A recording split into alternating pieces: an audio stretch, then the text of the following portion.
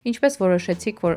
այս գործունեությամբ զբաղվել, ավելի է հայի ոգին, որ հայերին օգնեք ադապտացվեն։ Ես չեմ ամիջի 16 տարեկանում նիստ նայում, բայց նայում էի ու ջղայնացրեց, ես էլ գացակնացի։ Իմ համար այդինք մեջս միշտ եղել է Հայրենասիրություն պայքարը, որտեվ երբեք չեմ ուզում որևէ մեկը զգա այդ զգացմունքը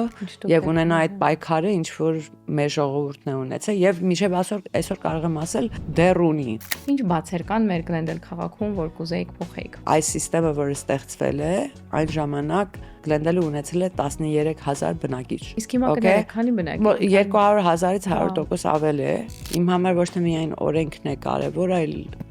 ինչպես է այդ օրենքը implement լինում։ Government moving slow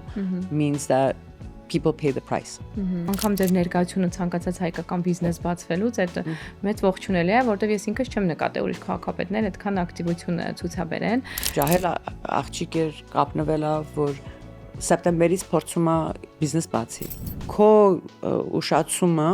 կարող է տարբերությունը տա, որ այդ մարդը вообще դռները չբացի, որտեղ ինքը տակ տա իր բիզնեսը։ Այ upcoming ընտրություններին կարող է շատերը չգիտեն, որովհետև հենց տեղեկացված չեն, ինչ պետք է անեն դե վստահ եմ քաղաքացիները մասնակցեն ընտրություններին ավելի ձայն գա, որտեղ ունենք 12 տեխնացու, ճիշտ է, Մելան ջան։ Իմ կարծիքով շատ են, թե շատ չեն։